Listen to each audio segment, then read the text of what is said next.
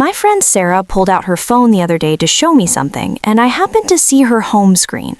17 notification badges. 17.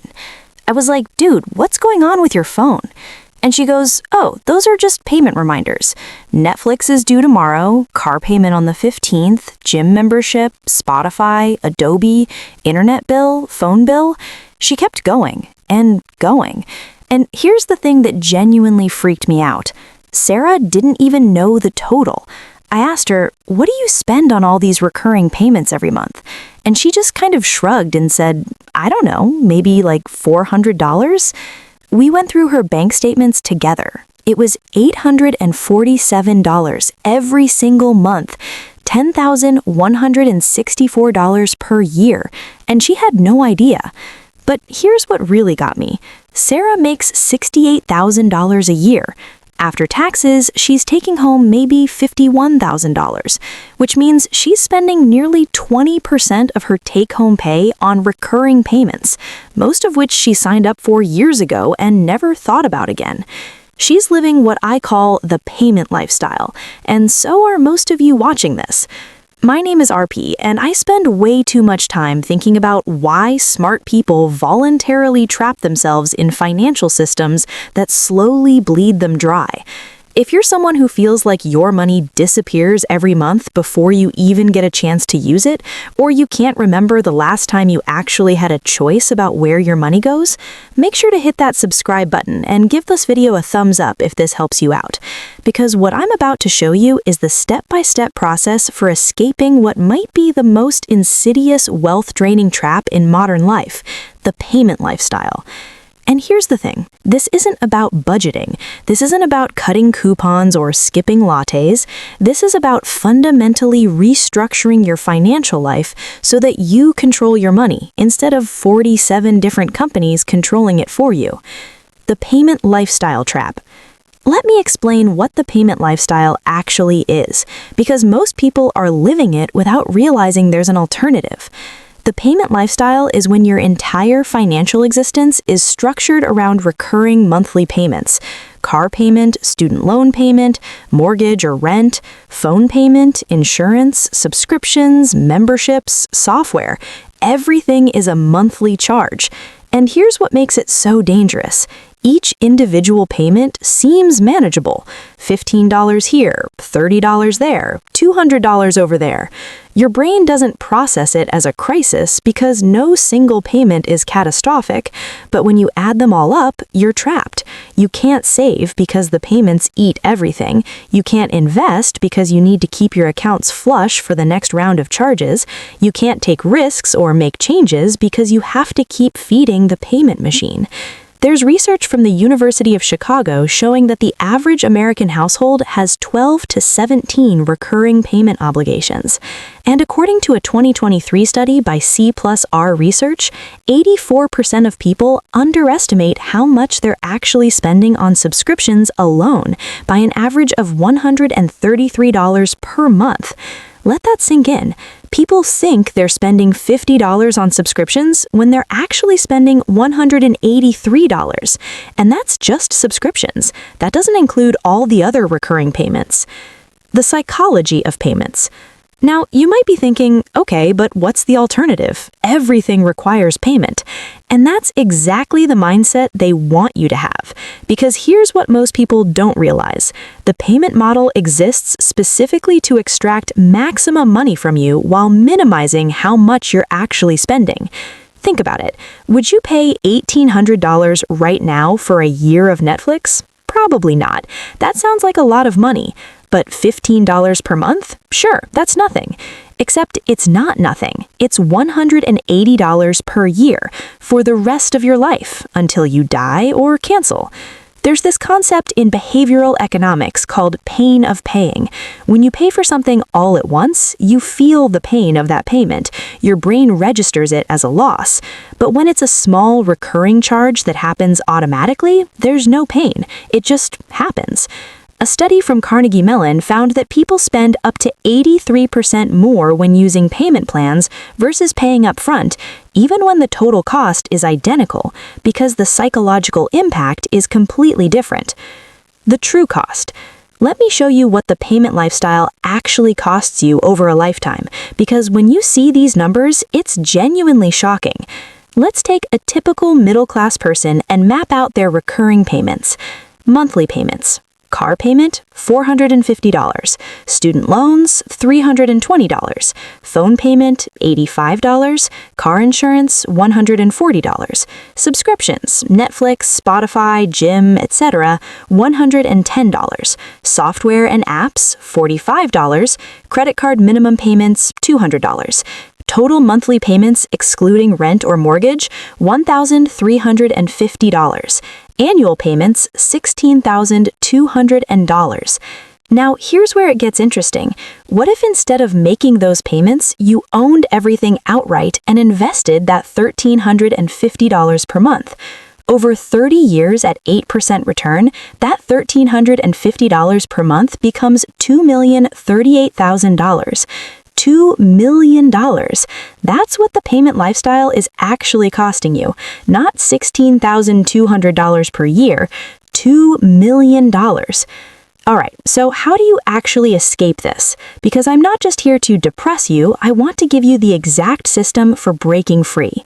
Step 1, the payment audit. This weekend, not next month, this weekend, you're going to do a complete payment audit. Here's how. Pull up your last 3 months of bank and credit card statements. Highlight every single recurring charge, no matter how small. Create a spreadsheet with these columns: service, amount, frequency, last used, can cancel. Be brutal here. When did you last use that streaming service? When did you last go to that gym? When did you last open that app you're paying $9.99 for? Step 2, the immediate purge. Anything you haven't used in the last 60 days gets canceled today. Not, I'll think about it. Cancel it. I don't care if it's only $5. I don't care if you might use it later. If you haven't used it in 60 days, you won't use it. When I did this exercise myself, I found $247 in monthly subscriptions I literally forgot I had. One of them was a software subscription I'd been paying for 4 years without using it once. That's $1,176 I just threw away. Step 3. Convert everything possible to owned. This is the game changer. For everything you're currently paying monthly, ask yourself, can I own this instead? Phone. Instead of financing a $1,000 iPhone at $42 per month for 24 months, save up and buy a $400 phone outright. Better yet, buy a 1-year-old flagship phone for $300. You just eliminated a $504 payment per year. Car. This is the big one. The average car payment in America is $736. That's $8,832 per year. Here's the move. Drive your current car till it dies while saving the amount you'd spend on a car payment. When it dies, buy an $8,000 to $12,000 reliable used car in cash. Then keep saving that car payment amount so you can upgrade in 5 to 7 years. But RP, I need a reliable car for work. A reliable Toyota Camry or Honda Civic with 80,000 miles is more reliable than a brand new financed car that you'll lose if you can't make the payments. Software and apps. Stop paying monthly for software unless you absolutely have to. Use free alternatives or pay once for lifetime access when possible.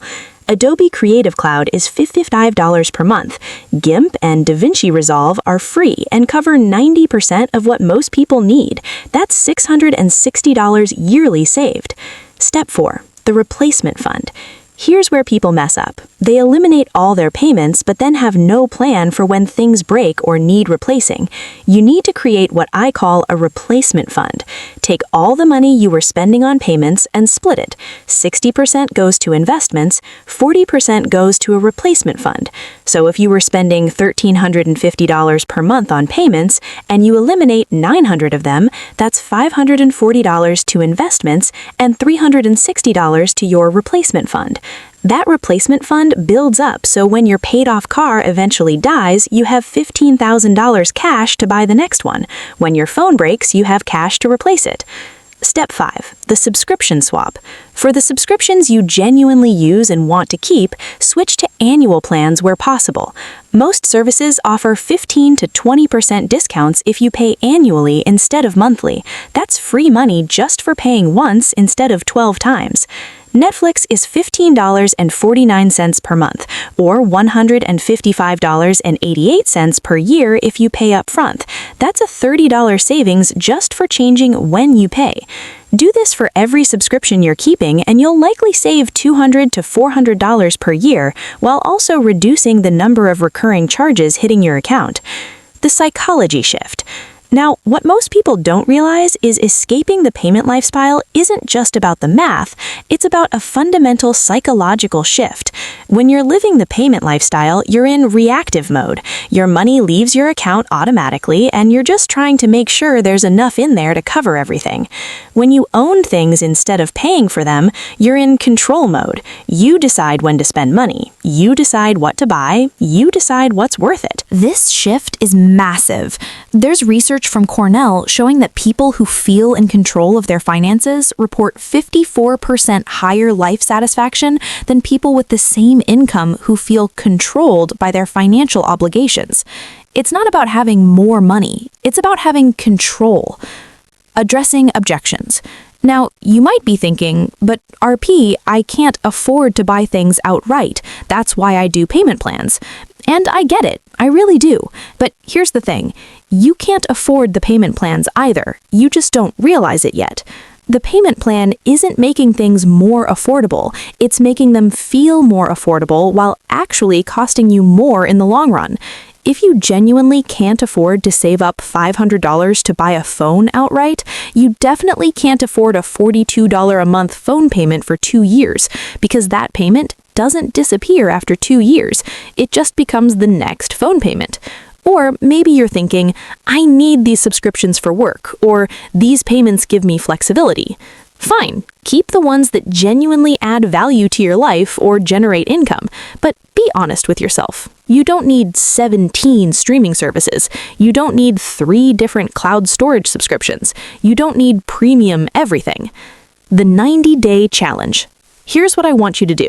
Commit to a 90-day payment detox. For the next 90 days, cancel every subscription you can possibly live without, don't sign up for any new recurring payments, convert at least one major payment to ownership, phone, software, something, and track every dollar that's not going to payments anymore.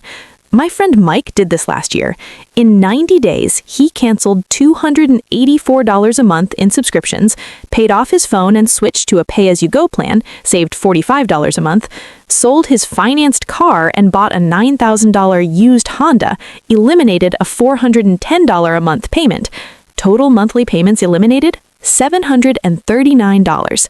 In those 90 days, Mike saved $2,217 that would have vanished into payments. 6 months later, he had $13,000 in savings for the first time in his adult life. Not because he got a raise, not because he won the lottery, because he stopped living the payment lifestyle. Look, here's the truth. You can't build wealth while living the payment lifestyle. It's mathematically impossible.